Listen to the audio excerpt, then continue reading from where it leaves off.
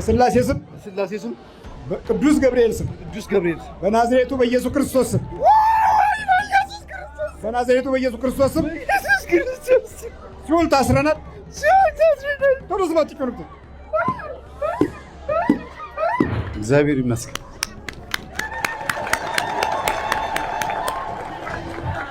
እንደዚህ የሚዋረድ መንፈስ ልከው ራሳቸው ይሰቃያሉ።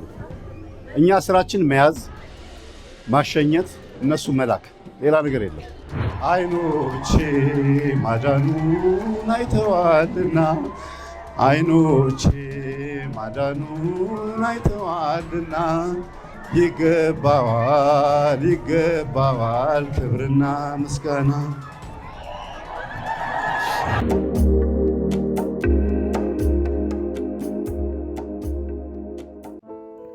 ሊያመልጦ የማይገባ እድል ከቴምር ሪል ስቴት። እንደሚታወቀው ቴምር ሪል ስቴት ከዚህ በፊት 350 አባወራዎችን የቤት ባለቤት ማድረጉ ይታወቃል። አሁን ደግሞ በመሃል ሳር ቤት ብስራት ሬዲዮ ጎን ለእርሶ ታላቅ የምስራች ይዘንለዎት መጥተናል። በካሬ 64200 ብር ብቻ በመክፈል የቤት ባለቤት ይሁኑ። ቢኖሩባቸው ለመኖሪያ ምቹ፣ ቢያከራዩዋቸው በዶላር ከፍተኛ ገቢ የሚያገኙባቸው፣ እንዲሁም ለኢንቨስትመንት ቢገዟቸው በብዙ የሚያተርፉባቸው በካሬ ከ84 ካሬ እስከ 130 ካሬ የካሬ አማራጭ ያላቸው ናቸው። ለውስን ቀናት ብቻ የሚቆይ እድል ስለሆነ ፈጥነው የቤት ባለቤት ይሁኑ። ቴምር ሪል ስቴት የእርሶ ተቀዳሚ ምርጫ። በተጨማሪ መረጃ 0949983321 እንዲሁም 0973362696 ይደውሉ። ቴምር ሪል ስቴት። ሰላም ጤና ይስጥልን። በሀገር ውስጥና በመላው ዓለም የምትገኙ ውድ ቻናል ተከታታዮች የሆናችሁ ኢትዮጵያውያንና ኤርትራውያን ይኸው በእግዚአብሔር መልካም ፍቃድ ዛሬ ተገናኝተናል። እንግዲህ የዛሬው መርሃ ግብር ሙሉ በሙሉ የሚያተኩረው በትላንትናው ዕለት በቅዱስ ፋኑኤል ቤተክርስቲያን ውስጥ በተደረገው የመላከ መንክራት መምህር ግርማ ወንድሙ የፈውስ አገልግሎት ላይ ነው። እንግዲህ እዚህ የፈውስ አገልግሎት ላይ ወንድማችንና በጣም የምንወደው የምናከብረው ወንድማችንና መምህራችን መምህር ተስፋዬ አበራ ታስሮለት የነበረው መንፈስ ተሸኝቶለታል። እግዚአብሔር የተመሰገነ ይሁን። የቅድስት ድንግል ማርያም ስም የተመሰገነ ይሁን። እንግዲህ ወንድማችን መምህር ተስፋዬ ብቻ ሳይሆን በርካቶች የፈውስ አገልግሎቱ ተጠቃሚ ሆነዋል ነው። ብዙዎቻችሁ እንደምታስታውሱት መላከ መንክራት መምህር ግርማ ወንድሙ ይህንን የፈውስ አገልግሎት ሲያደርጉ የሚቆዩበት ሰዓት ይታወቃል። እንግዲህ ድካም አለ። በጣም ብዙ ሰው ነው የሚያገለግሉት። በትላንትናው ዕለት ግን የነበረው የህዝብ ቁጥር ከመቼውም ጊዜ በላይ በጣም የላቀ ስለነበረ ያንን ሁሉ ሰው ማገልገል አልቻለም። የነበረውም ሁኔታ ደግሞ በጣም መተፋፈቅ፣ በጣም እሳቸውን ለማግኘት በእሳቸው ጸበል ለመጸበል ብዙዎች ግፊያ እንዲህ አይነት ነገሮች ስለነበሩ ያንን ሁሉ ሰው ማገልገል ስላልተቻለ ወደ 6 ሰዓት ተኩል አካባቢ አጠቃላይ አገልግሎቱን ጨርሰው ለመሄድ ተገደዋል እና ሌላ ጊዜ ቢያንስ የታዘብኩትን ነው የምናገረው። የጸበሉ በረከት አግኝቷቸው አንድ የተጠመቁ ሰዎች ላልተጠመቁት ደግሞ ቢለቁ ሌላው እንደዚህ የፈውስ አገልግሎቱ ተጠቃሚ ሆኖ ይሄዳል እና አንዳንድ ሰዎች አንድ የተጠምቀው እየደጋገሙ መጠመቅ ሲፈልጉ አይቻለሁ እና ያ እንግዲህ ካላቸው ጉጉት አንጻር ከደረሰባቸው ችግር አንጻር ሊሆን ይችላል፣ ይገባኛል። ነገር ግን ደግሞ ያ በረከት እነሱ ያገኙት በረከት ያላገኘው ወገን ደግሞ እንዲያገኝ ቢተባበሩ ቢተጋገዙ መልካም ነው ብዬ አስባለሁ እና እንግዲህ ወደ ዋናው ነገር ስንመጣ ብዙዎቻችሁ እንደምታስታውሱ ከዚህ በፊትም አንድ መርሃ ግብር ሰርቻለሁ። እንግዲህ ቅዳሜ ዕለት የእርዳታ ፕሮግራም ስንሰጥ ውለን ነው ተስፍሽ ማታ ላይ እንግዲህ ኮምፒውተር ላይ ቁጭ ብሎ የወደቀው። ሁላችንም እንደተገነዘብነው ባለፈውም እንዳልነው እኛ ኖርማል ህመም ነበር የመሰለን። እንግዲህ ከስራ ብዛት የመጣ ከአገልግሎቱ ብዛት የመጣ እንዴት ነው ስትረስ ሲበዛ በጣም እረፍት ስታጡ እንቅልፍ ስታጡ የሚመጣ ነገር ነበር የመሰለን። ነገር ግን ለጌታችን ለመድኃኒታችን ለኢየሱስ ክርስቶስ ክብር ምስጋና ይግባውና በኋላ ላይ የሆነው ነገር ተጋልጿል እና በእሳቸው ላይ ባደረው ጸጋ መምህር ግርማ ወንድሙ አባታችን መንፈሱን አስረውት ደርሰውበት ማለት ነው ሆስፒታል እንዳለ ተአምር በሆነ መንገድ መንፈሱን አስረው እንግዲህ ቀጠሮ ተይዞ ነበረ ለትናንትናው ለሚያዝያ 26 2017 ዓ.ም ማለት ነው። በቀጠሮ መሰረት እንግዲህ እዛ የነበራችሁ ሁሉ ታስታውሳላችሁ፣ መንፈሱ ተሸኝቷል። በዚህ ውስጥ የምንመለከታቸው ብዙ ነገሮች አሉ። አንደኛው ምን ያህል የክፋት ልጆች እንደሆነን እንመለከታለን። እንግዲህ ብዙዎቻችሁ እንደምታስታውሱት እኔ ስለምቀርበው አይደለም፣ ወይም ደግሞ መንፈሳዊ ወንድሜ ስለሆነ አይደለም። ብዙዎቻችሁ የሚሰጠውን አገልግሎት ታውቃላችሁ። ሰው ይዳን ነው ያለው። ሰው ከእግዚአብሔር ጋር ይታረቅ፣ ሰው ቅዱስ መንፈስ ማረፊያ ይሁን ነው ያለው። ሰውነታችሁ ቤተ መቅደስ ነው፣ በንጽህና ያዙት አይደለም የሚለው መጽሐፍ ቅዱስም ፈጣሪያችንም። ግን ምን ያህሎቻችን ያንን እየተጠቀምንበት ነው? እና ይህንን ያስተማረው ይህንን በማስተማሩ የአመፃ ልጆችን ተንኮል በማጋለጡ ነው እንግዲህ ይሄ ሁሉ ጥቃት በየጊዜው እየደረሰበት ያለው ማለት ነው። እና እንደውም አባታችን መላከ መንክራት ግርማ ወንድሙ እዛ ላይ ሲናገሩ ያደመጥኩት ነገር አለ። 3 ጊዜ ነው እንደሰማችሁት ተስፍሽ ላይ ይሄ ነገር ሀፕን ያደረገው ወይም ደግሞ የተከሰተበት 3 ጊዜ ነው። ለመጀመሪያ ጊዜ አይደለም የትናንትን ነው።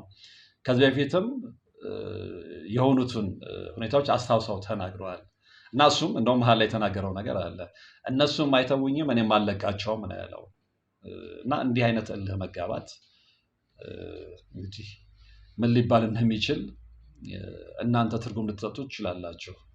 ሰው ይዳን፣ ሰው ላይ ተንኮል አትስሩ፣ ሰዎችን እግዚአብሔር በማይወደው መንገድ ህይወታቸውን አታበላሹ ስላለ ነው ይሄ ሁሉ እየደረሰበት ያለውና ግን እግዚአብሔር የት ሄደው? እግዚአብሔር ሁሌም አዳኝ ስለሆነ እሱም እዛ መድረክ ላይ እንደተናገረው ልክ መንፈሱ ከተሸኘለት በኋላ የተናገረው ነገር አለ ውስጤ የቀረ አይ ቲንክ ብዙዎቻችሁም ጋር ያ ስሜት ሰምቷችኋል ብዬ አስባለሁ። ምንድን ነው ያለው? ይሄ ጉባኤ የፈጣሪያችንን የጌታችንን የኢየሱስ ክርስቶስን የማዳን ኃይል ያየውበት መድረክ ነው፣ ትልቅ ጉባኤ ነው ያለው። በእርግጥም እንግዲህ ሁሌ እንደዚህ አይነት ነገሮች እንመለከታለን። መላከ መንክራት አገልግሎት የፈሱ አገልግሎት በሰጡበት አውደ ምህረት ላይ ሁሌም የምንመለከተው ነገር ነው እና በኋላ እንደውም ብዙዎችን በእንባ ያራጨ መዝሙር ዘምሯል ተስፍሽ። አይኖቼ ማዳኑን አይተዋልና፣ አይኖቼ ማዳኑን አይተዋልና፣ ይገባዋል ይገባዋል ክብርና ምስጋና። አይኖቼ ማዳኑን አይተዋልና፣ አይኖቼ ማዳኑን አይተዋልና፣ ይገባዋል ይገባዋል ክብርና ምስጋና።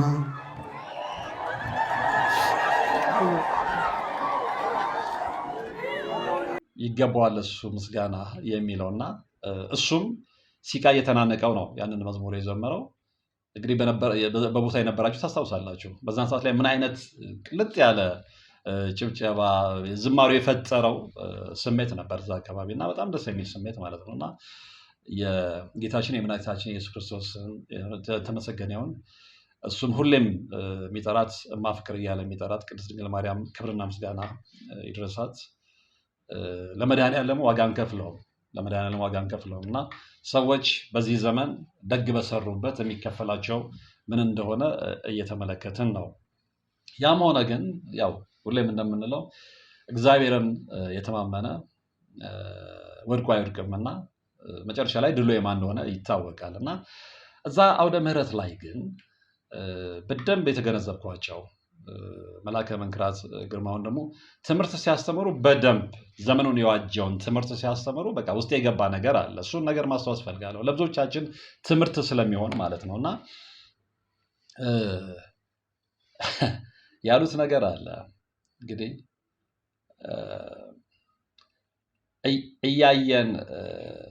እያየን ይመስለናል እንጂ የማንመለከትበት ደረጃ ላይ ደርሰናል። እንደውም እየተመራመሩ ያሉት አይናቸውን የተያዙት ነው ብለዋል። ምክንያቱም አንስተዋል። ከዘመን ዘመን የ60ዎቹን ትውልድ አነሱ። ለውጥ ተፈለገ፣ የመጣ ለውጥ የለም። 80ዎቹ ትውልድ ውስጥ ገባን፣ ለውጥ ተፈለገ። ሀገር እየሆነ ያለውን ነገር እየተመለከትን ነው። ሁሌም ከቅዱስ መንፈስ የራቀ ሀገር የሚሆን ወግ ህዝብ ህይወቱ ምን ሊሆን እንደሚችል የኛ ሀገር ሁነኛ ማሳያ ትሆናለች ብዬ አስባለሁ እና ሁሌም ክፋትን እየተከተልን ነው የምንሄደው። ሁሌ ተንኮልን እየተመለከትን ነው የምንሄደው። እንደውም እሳቸው ምንድን ነው ያሉት ሲያስተምሩ፣ ሌላው ቀርቶ ግብረ ሰዶማውያን እንኳን እርስ በርስ ይደጋገፋሉ፣ እርስ በርስ ይዋደዳሉ፣ ይተባበራሉ። እኛ ግን መስቀል አንጠልጥለን የስም ክርስቲያን ሆነን እርስ በርስ መተባበር አቅቶናል። እርስ በርስ ጥለፈው ጣለው ነው የምንባባለው። ተንኮል ነው የምናስበው። አንዱ የአንዱን እድገት አይፈልግም። አንዱ የአንዱን መሻሻል አይፈልግም። ለስሙ ግን ክርስቲያን ነን። ቤተክርስቲያን እንመላለሳለን። በነጠላ ውስጥ ተደብቀናል። ተግባራችን ሌላ ነው። ለማስመሰል ግን አማኞች መስለን እንታያለን እና ምንድነው ያስመስላሉ፣ ኃይሉን ግን ክዳውታል ነው የሚል ነገር መጽሐፍ ቅዱስ ውስጥ አለ። ቃል በቃል ልበለው አልበለው እርግጠኛ አይደለሁም እና አስመሳዮች ነን አብዛኞቻችን። በተንኮል የምንነቃቀፍ፣ የምንጣጣል፣ ምንድነው የምንጓተት። ይህንን በደንብ ፈትፍተው ነው ያስተማሩት። ሌላው ግን ጠውልገናል ነው ያሉት። በመንፈስ ጠውልገናል፣ በእኛነታችን ጠውልገናል። የጠወለገ ትውልድ ነው። ኦፍኮርስ በደንብ ጠውልገናል። በደንብ ስሜታችን ደንዝዟል። ለምንም ነገር ግድ የለንም። ምክንያቱም ውስጣችን የያዝነው ቅዱስ መንፈስን ስላልሆነ ማለት ነው። ግልጹ መነጋገር ስላለብን ነው። ግልጹ መነጋገር፣ ሰው መዳን ካለበት ግልጹ መነጋገር አለበት። መዳን የምንፈልግ ከሆነ በደንብ መነጋገር፣ በግልጽ መነጋገር፣ ማንነታችንን አውጥተን መወያየት ይኖርብናል። ሁሌ እያስመሰሉ መኖር እዛው ጋር ሰርክል ነው የሚሆነው እና ይህንን በደንብ አስተምረውታል። ከረጅም ጊዜ ጀምሮ ከዲያብሎስ ጋር ባለን መስተጋብር፣ ከዲያብሎስ ጋር ባለን ቁርኝት የተነሳ ዛሬ የደረስንበት ደረጃ ላይ ደርሰናል ነው ያሉት። ለዚህም ነው እያየን እማናየሆን ነው። ከዲያብሎስ ጋር ረጅም ጊዜ ተሳስሮ የመጣ ትውልድ፣ በባዕድ አምልኮት የተተበተበ ትውልድ፣ በጣዖት አምልኮት የተተበተበ ትውልድ ያየ ይመስለዋል እንጂ እያየ አይደለም። ይህንን በደንብ አስተምረናል። ልቦና ላለው ማለት ነው እና ልቦና ላለው እና ያ ትምህርት ለተከታተለው እና ሌላው እንግዲህ አሁን ብዙዎች እሳቸውን የሚቃወሙትን ማለት ነው። እግዚአብሔር የተመሰገነ ብዙ ተከታዮች አሏቸው። እሳቸው ተከታይ ስላላቸው ስለሌላቸው አይደለም። በቃ በተሰጣቸው ጸጋ ህዝብን ማገልገል ስላለባቸው ነው የሚያገለግሉት። የዛን ያህል ደግሞ ተቃዋሚዎቻቸው የሚሉት ነገር አለ እና የማያይዙት አልደጋግመውም። ግን እዚህ ላይ እሳቸው ሲናገሩ እንግዲህ በስሙ ኃይል እንድናለን ያሉት። በስሙ ኃይል እንድናለን የሚል መምህር እንዴት ነው ከጥንቆላ ጋር ከመሳሰለው ነገር ጋር ስሙ ታግ የሚደረገው? እና አንዳንዴ እንቆቅልሽ ስለሚሆንብኝ ነው። ሁሌ የሚያነሱት የቅድስት ድንግል ማርያምን ስም ነው። ሁሌ የሚያነሱት የቅዱስ ገብርኤል ስም ነው። የመላእክቶችን ስም ነው። የመድኃኔዓለም ስም ነው። የስላሴዎችን ስም ነው እና የስላሴዎችን ስም በየዕለቱ የሚያነሳ የስሙን ማዳን መድረክ ላይ ቆመው ያውም ደግሞ በሚደመጥ አንደበት የሚያስተምር መምህር እንዴት ነው ከሌላ ነገር ጋር ታግ የሚደረገው? እንግዲህ መምህር በል ሲላቸው ታውቃላችሁ፣ በቀልድ እያዋዙ ቁም ነገር መናገርን ይችሉበታል። እና አንድ ሰሞን አሉ እዛ ላይ የነበራችሁ ታስታውሳላችሁ። እና አይ ቲንክ እስጢፋኖስ ያሉ ይመስለኛል ካልተሳሳትኩኝ። እስጢፋኖስ እያገለገልኩበት በነበረበት ሰዓት ላይ እንግዲህ እኔ ጋር መጥተው የፈሱ አገልግሎት ፈልገው መልሰው የሄዱት አሉ። እንዲህ በቃ የሆነ ቦታ ላይ ሲሄድ ቤት ለቤት ለማገልገልም ሲሄድ ልክ ሲያዩኝ ልብ መልስ ይሉኛል አሉ። በራሳችን ላይ እያሾፍን ነው፣ እየቀለድን ነው፣ ህይወታችንን የበላ ነው። የምንነቃው መቼ ነው? የመጨረሻው ጠርዝ ላይ ብዙ ነገር ካበላሸን በኋላ ነው የሚቆጨን። ከዛው ላይ ደግሞ እሳቸውን ፍለጋ የምንሄደው እና የፈሱ አገልግሎት የሰጧቸው ሰዎች በራሳቸው እያሾፉ ምንድነው ልብ መልስ ይሉኝ ነበር አሉ። ይሄ ማለት ምንድነው እንግዲህ ያው የፈሱ አገልግሎት ሲሰጡ መንፈሱን ካናገሩት በኋላ ያው መጨረሻ ላይ ወደ እናንተነታቸው ሲመልሷቸው ልብ መልስ ነው አይደል? ያችን ይዘው ከበጎው ነገር ይልቅ በጎ ያልሆነው ነገር ላይ ነበር ትኩረታቸው። ልብ መልስ የሚለው ላይ ትኩረት ከማድረግ ይልቅ ስላዳኖት ወይም ደግሞ በሳቸው ጸጋ በጸጋቸው ስላደረጉት ፈውስ ቢናገሩ ምን ችግር ነበረበት? ምክንያቱም የክፋት ልጆች ነን። ማንነታችንን ነው እየገለጽን እያንጸባረቅን እዚህ ድረስ የደረስ ነው። ግን እነዛ አሉ አሁን ብዙዎቹ አርጅተዋል። ካረጁ ብዙ ነገር ካበቃ በኋላ ግን እኔን ፍለጋ ይመጣሉ አሉ። ይሄ ትውልድ ከዚህ መማር አለበት ብዬ አስባለሁ። ከረፈደብን በኋላ ከምንቆጭ እሳቸው ላይ ባደረው ጸጋ ብንገለገል እንጠቀማለን እንጂ አንጎዳም። ያው የማይመቻቸው ሰዎች የሚመራቸው ሰዎች እንዳሉ ሆኖ ማለት ነውና ወደ ዋናው ነገር ስመጣ ምንድነው እንግዲህ ብዙዎቻችን እያየን ይመስለናል እንጂ አናይም ነው ያሉት። እያየን ይመስለናል አናይም በትክክል እና በዚህ ትምህርት ውስጥ ነው እንግዲህ የወንድማችንን የመምህር ተስፋዬ አበራንና የሌሎችንም ፈውስ የተመለከትነውና እዛ ቦታ ላይ የነበራችሁ እንግዲህ በደንብ ተከታትላችሁታልና የቅዱሳን እና የመላእክት ስም ብርታትና ጉልበት ሆኖ ያገለግለናል ነው ያሉት። ይሄንን ያስተማሩት እንጂ ስለ ጥንቆላ ተናገሩ፣ ስለ ሌላ ነገር አላወሩም።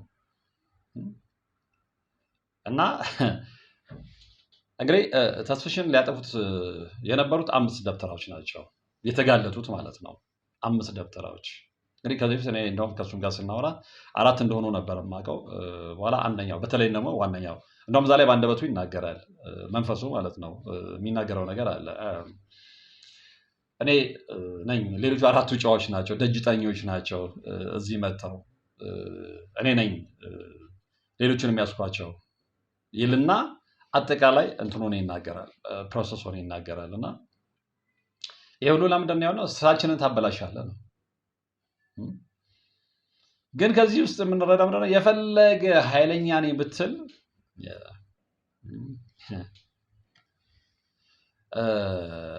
እና በዚህ ሁሉ ትግል ውስጥ ግን ሁሌም አሸናፊ እግዚአብሔር እንደሆነ እዛ አውደ ምሕረት ላይ ተመልክተናል። እና እንደውም መዝሙረኛው ዳዊት የተናገረውን ሁሉ ጠቅሰው መምህር አስተምረዋል። እና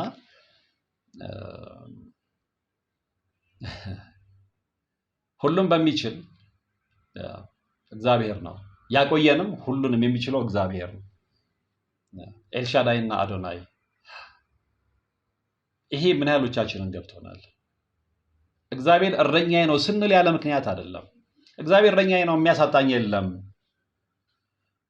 ስለዚህ ተስፋ እንዳንቆርጥ፣ ህይወታችን በተመሳቀለ ሁኔታ ውስጥ እንዳይባከን እግዚአብሔር እረኛዬ ነው ብለን ነው የሚያሳጣን የለም ብለን የምንለምነው።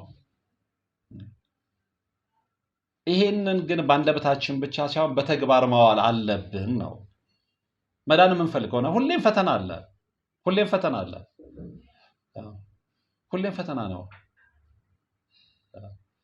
ስለዚህ መዝሙረ ዳዊት የተናገረውን ነው የነገሩን። እግዚአብሔር እረኛዬ ነው የሚያሳጣኝ የለም። ይሄንን በአንደበታችን እንለዋለን እንጂ ግን በተግባር እንዋለዋለን ወይ? ስለዚህ ይሄ ደግሞ የመዝሙረኛው የጸሎት ኃይል እንደሆነ ተናግረዋል፣ አስተምረዋል ነበር። እንግዲህ ያው እንደሚታወቀው የሆሳዕና ዕለት ነበረ። ተስፍሽ መንፈስ የገባው እና የተሰጠው ምክንያት እንግዲህ ስራችንን እናበላሸ ነው እና ደግ ስለሰራችሁ የሚከፈላችሁ ይሄ ነው። ደግ ስለሰራችሁ፣ ህዝብን ስላዳናችሁ፣ ህዝብን ይዳን ስላላችሁ። ምክንያቱም እነሱ የሚያስቡት ነው ስራችን ተበላሸ ነው። ህዝብ ከዳነ ስራችን ተበላሸ ነው። ከዛ ጀርባ ያለው ተንኮል ስለሆነ ማለት ነው። እና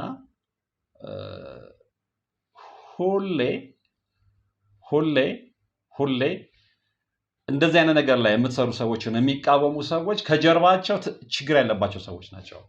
ከጀርባቸው ኃጢአት ያለባቸው ሰዎች ናቸው። ያ ነገር እንዲጋለጥ ስለማይፈልጉ። ስለዚህ እዛም ላይ የተናገረው ያንን ነው። ስራችንን አበላሽብን ያሉት። ከዛ በኋላ እንግዲህ ምንድን ነው ያደረጉት? ቅዳሜ ዕለት ስንጠብቀው ዋልን አሉ። ቅዳሜ ዕለት እሱ እዛ ሌላ የበረከት ስራ ሲሰራ ነበረ። ጠበቁ፣ 4 ሆነው። በኋላ 5ኛ የገባ አለ። ጠበቁት። ከ6 ሰዓት ጀምረው ነው እንግዲህ ጠበቁት፣ አልመጣም። መጨረሻ ላይ ደገሙ። መንፈሱ ሲናገር ደገምን ቢሮ ጋር ምራቃችንን ተፍተን ሄድን። በምንድን ነው የሚተማመነው? እንዴት ነው ረጅም ሰዓት ዩቲዩብ ላይ ቁጭ ብሎ ስለኛ የሚናገረው? ምንድነው መተማመኛው ብለው ነው መንፈሱ ሲናገር ሞከረን። ይኸው ያዝ ነው ጣል ነው። መጨረሻ ላይ ግን ተዋረድን ነው።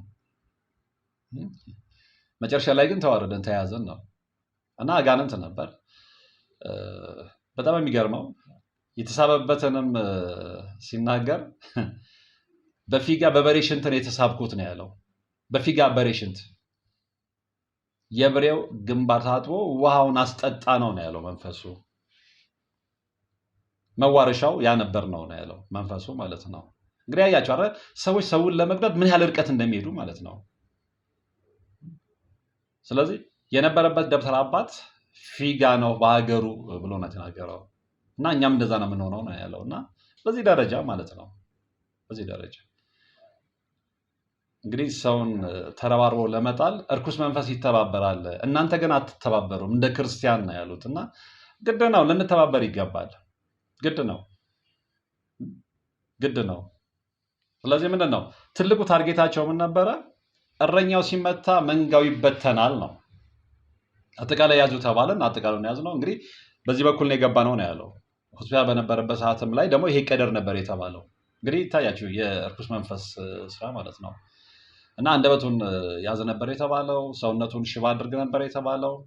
መናገር እንዳይችል ሰውነቱ እንዳይንቀሳቀስ ለማድረግ ነበር የታሰበው። ግን መድኃኒዓለም የት ሄዶ መጨረሻ ላይ ምንድን ነው ሆስፒታል ኦፕራሲዮን ሊደረግ ነው የተባለው። ወንድሞቹ ስለገባቸው በተለይ ታናሽ ወንድሙ አልፈርምም አለ፣ ቤተሰብ አልፈርምም አለ። ያቀረ በእግዚአብሔር ኃይል ዳነ። ለእሱ የደረሰ አምላክ ለሁላችሁም ይድረስ ማለት እፈልጋለሁ። ምክንያቱም ብዙ የተጠቁ ሰዎች ስላሉ ማለት ነው። እና እንግዲህ መምህርም እንዳስተማሩት በየመንደሩ የሚዞሩ ለገበያችን አድርግ። እንግዲህ ብዙዎቻችሁ የነገራችሁ ነገር አለ። ይሄ ጥይትን መከላከያ ነው፣ ይሄ ግርማ ሞገስ ነው፣ ይሄ ድል የሚከፍት ነው ምናምን እያሉ በየመንደሩ እየዞሩ በእጽዋት ላይ የተመሰረተ መናፍስትን በዛው ሰበብ አድርገው የሚያስገቡ ደብተራዎች እንዳሉ መምህር ተናግረዋልና የነሱ ነው። ሌላው ደግሞ በጣም የሚገርመው ፓራዶክስ ሳይዱ ምንድነው? ሌሊቱን ሙሉ ሲያመሰግኑ ሲያወድሱ የሚያድሩ ናቸው እና ሁሌም ቤተክርስቲያን ናቸው። ግን ሁለት ዛፍ ላይ ግን መቆም አይቻልም። ሁለት ዛፍ ላይ መቆም ይቻላል? አይቻልም። እና እንዲህ አይነት ሁለት ዛፍ ላይ ቆመው ሰውን ግብር ማድረግ የሰውን እድል የሰውን የለፋበትን ግብር ማድረግ የሚፈልጉ ተንኮለኞች እንዳሉ ነው በደንብ ያስተማሩት። እነዚህ የምን ውጤቶች ናቸው ያሉት? ከጣዖት ዓለም የተገኙ ናቸው። እሳቸው እንደተናገሩ በተለያየ መንገድ ጠላትን ወደ ሰውነታቸው ያስገቡ ናቸው እና ከነሱ ደግሞ በጎነት አይጠበቅም ነው ያሉት ሲያስተምሩ። ትንንሽ ነገሮች ሁሉ ያስቀናቸዋል። እና በዚህ ነው የብዙዎች ህይወት እየተበላሸ ያለው፣ የብዙዎች ህይወት እየተበረዘ ያለው። ግን ከእንደነዚህ አይነት ሰዎች አደጋ ለመጠበቅ የጸሎት ህይወት በጣም ወሳኝ እንደሆነ፣ የስግደት ህይወት በጣም ወሳኝ እንደሆነ፣ በመቅጠሪያ መቀጥቀጥ በጣም ወሳኝ እንደሆነ መምህር አስተምረዋል። ሁሌም ይሄንን ምንድነው ማወቅ ያለብን? ሁሌም ፈተና ውስጥ እንደሆነን፣ ሁሌም ዙሪያችን ምን እንዳለ ማወቅ፣ በተለይ ደግሞ እየጠነከርን በሄደን ቁጥር ፈተና በብዛ ቁጥር ልንጠነክር ይገባል እንጂ ዙሪያችንን በተለይ ደግሞ ወደ እምነት ፊታችንን ስንመልስ ፈተናው በጣም ይበዛል። ይሄንን ሁላችንም ልናውቅ ይገባል። ብዙዎቻችን ደውላችሁልኛል፣ መምህሬት ናቸው፣ መቼ ነው አገልግሎታቸው ምናምን። የነበረውን ህዝብ ቁጥር ተመልክቷል። ይሄ የሚያመለክተን ነገር አለ። በጣም ብዙ ሰው ችግር ውስጥ ነው። በጣም ብዙ ሰው ማለት ነው። ይሄ የሚያሳየን ነገር አለ። አብዛኛው ሰው በተንኮለኞች ወጥመድ ውስጥ እንደወደቀ የሚያሳይ ነው። ስለዚህ ለምንድን ነው በተለይ የደነዘዝን ሰዎች ከእንቅልፋችን ማነቃው? አይናችን አያይም፣ አያስተውልም፣ እናያለን እያለን አናየም። ግን ያላየነው ነገር ሲበዛ እንጨነቃለን። እሳቸው እንዳስተምሩ ማየት የሚገባንን እንዳናይ አድርጎ የያዘን ጠላት አለ። ይህን ጠላታችን ግን አውቀነዋል ወይ? ወደማንፈልገው መንገድ የሚመራን ክፉ ጉልበተኛ የሆነ መናፍስት አለ። ነገር ግን ይሄንን ኃይልን ልንሰብር የምንችለው እጃችንን ስንዘርጋ፣ ስንንበርከን፣ ስንጾም፣ ስንጸልይ፣ ቅዱስ ቁርባን ስንቀበል፣ ይሄንን ያስተማሩት።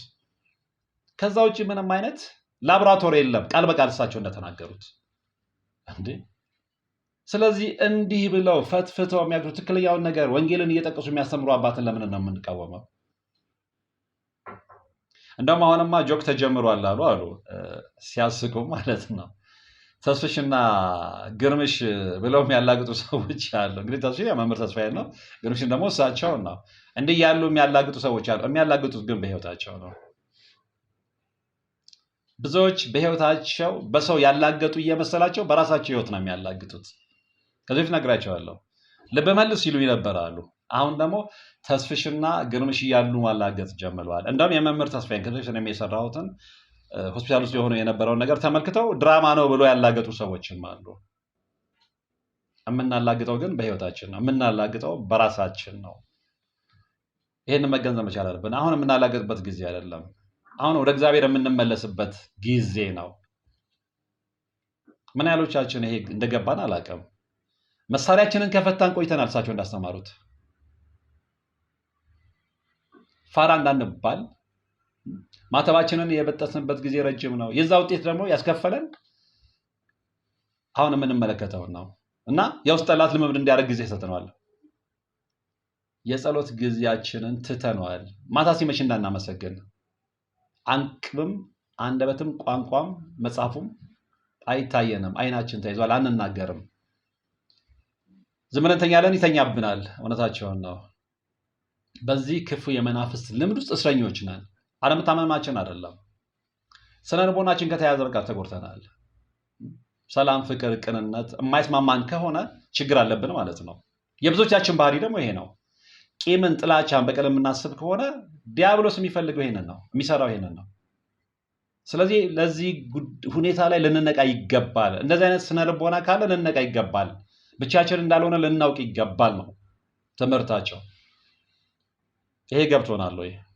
ገብቶንስ ደግሞ ብዙዎቻችን በቅን ልቦና ልንቀበለው ፈልገናል ወይ?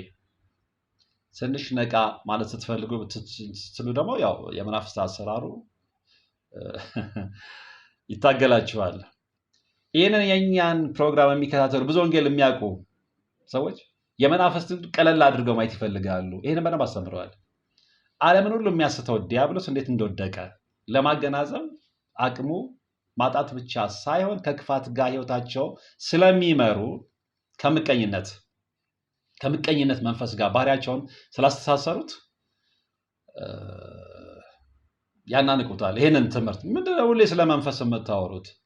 ሁሌ ምንድነው ተረት የምታወሩት ነው የሚሉት እና ህዝቡንም ወቅሰውታል። በትምህርት ውስጥ ችላ ብላችሁታል ይህንን ነገር እናንተ ምን ያሉት። ስነልቦናችን ተዳክመዋል። መንፈሳችን ቀዝቅዟል። የድል አቅጣጫችን ተሰብሯል። ሰላማዊ ስሜቶቻችን ጠፍተዋል። ስለዚህ ሁሌ ምንድነው በቅራኔና በመተት ሀሳብ ውስጥ ነው ያለ ነው። የክፋት ቆጠራ ውስጥ ነው ያለ ነው። ስለዚህ አሁን የምናንጸባረቅ ያ ነው። ብዙ ሰው የተጎዳው ለዛ ነው። ስለዚህ እግዚአብሔር ምሕረቱን ካላመጣ በስተቀር በዚህ ውስጥ ነው የምንዳክረው። ያንን ለማድረግ ደግሞ ወደ ቅንነት መምጣት አለብን። ስለዚህ ምን ያህል ሰው ይሄ እንደገባው እርግጠኛ መሆን አይቻልም። ስቃዩን የቀመሰው ነው የሚያውቀው። ስቃዩን የቀመሰው እንግዲህ ተስፍሽ ሰዎችን ለማዳን ሲል ነው እዚህ ስቃይ ውስጥ የገባው። በዛ ውስጥ እያለፈ ስለሄደ ነው። ያንን ነገር ስለሚያውቅ ነው ሰዎች እሱ እንደተጎዳው እንዳይጎዱ ጥረት እያደረገ ያለ። ልንገነዘብ ይገባል። ከማሾፍ ይልቅ ከማላገጥ፣ በሚያስተምሩ መምህራኖች ላይ ከማላገጥ ይልቅ ቆም ብለን ነገ የኔ ህይወት ምን ሊሆን ይችላል ብሎ ማሰብ መቻል አለባቸው እና ወደዛ ህይወት የማንመለስ ከሆነ ሁሌም እዛ ውስጥ ነው ያለ ነው እና ሌላው እንግዲህ የመምህር ተስፋዬ አበራ ወላጅ እናትም እዛ ተገኝተው ነበረ። እንግዲህ እዛ ላይ በጣም ልብ የሚነካ ንግግር አድርገዋል። እዚህ ያላችሁ ሰዎች ጠቅላላ የልጄ ተማሪዎች የምትከታተሉት ሁሉ በእናንተ ጸሎት ነው የልጄ መንፈስ የተጋለጠው የሚል ንግግር ተናግረዋል። እግዚአብሔር የተመሰገነ ይሁንና እንግዲህ በዚህ አጋጣሚ እንዴት እንደምገልጸው አላውቅም። የአባታችንን የመልአከ መንክራትን ጸጋ ያብዛላቸው፣ እድሜያቸውን ያርዝምላቸው። በሳቸው ጸጋ በጣም ብዙዎች እየተፈወሱ ነው። በጣም ብዙዎች እየዳኑ ነው። ተቃዋሚዎች አሉኝ ብለው በተሰጣቸው ጸጋ ህዝብን ከማገልገል ወደኋላ አላሉም። እንደውም በጸጋ ላይ ጸጋ እየደረቡ ነው የመጡት። ትናንትና የነበራቸው አይታችኋል። መንፈስ ሲንጫጫ ሲቃጠል። ለዚህም ነው ደጋግመን እንላለን የአባታችንን የመልአከ መንክራትን እድሜ ያርዝምልን፣ ጸጋቸውን ያብዛልን። ብዙዎች መዳን አለባቸው። ብዙዎች ትናንትና ብያችኋለሁ። በጣም ብዙ ሰው ነበረ የመጣው።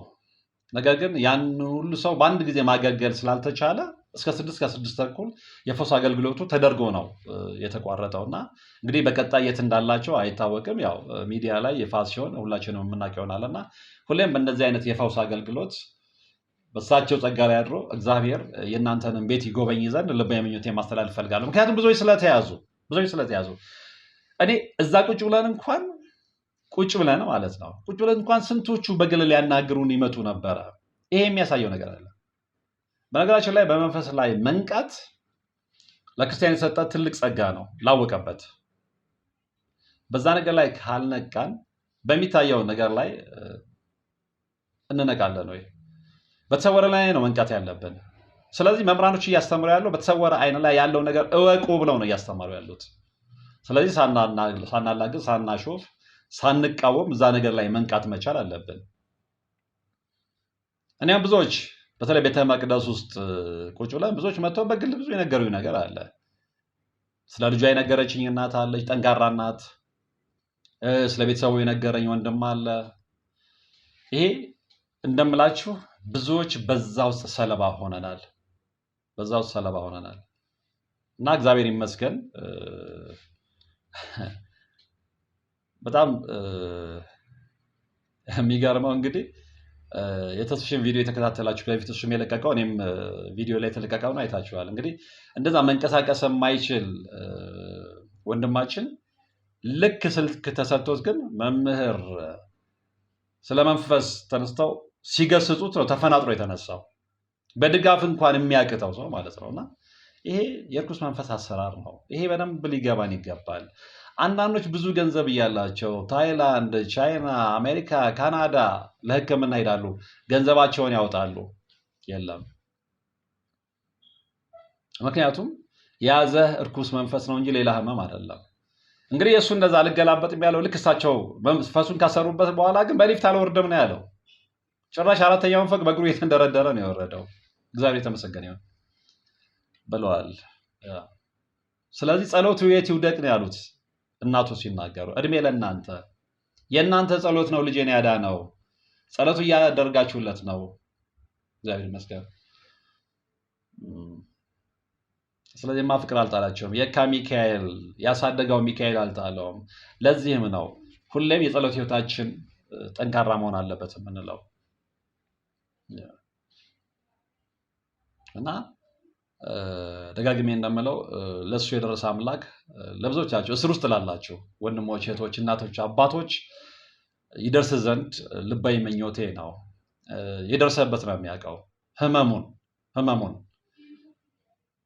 ቤተሰባቸው የታዘባቸው እየደወሉ የሚናገሩትን ለእኔ ብትሰሙ ልባችሁ ይሰበራል። ልጆቻቸው የታዙባቸው አባቶች ተናግረው እያለቀሱ ሲናገሩ ልባችሁ ይሰበራል። ይሄ ሁሉ ሌላ ምንም አይደለም፣ የመንፈስ እስራት ነው።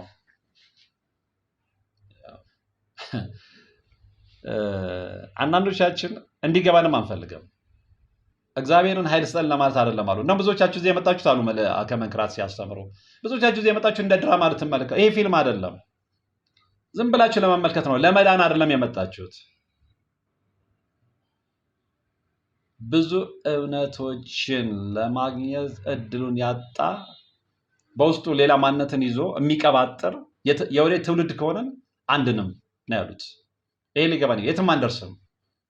ራዕያችንም ተስፋችንም የጨነገፈ ነው የሚሆነው። ይሄንን አሁን እያየን ያመጣ ነው። ስለዚህ የዕለት ነዋሪ የሆነን ዘመናችንን እንጨርሳለን። ጊዜያችሁን ታባክናላችሁ። የዕለት ዘመን ነዋሪ የሆናችሁ ጊዜያችሁን አታባክኑ፣ ንቁ ነው ያሉት። ንቁ ነው ያሉት። ስለዚህ ይህንን አምናችሁ መንቃት የፈለጋችሁ በጊዜ ንቁ። አለበለዚያ ግን ከክፉ መናፍስቶች ጋር ነው አብረን እየኖርን ያለ ነው።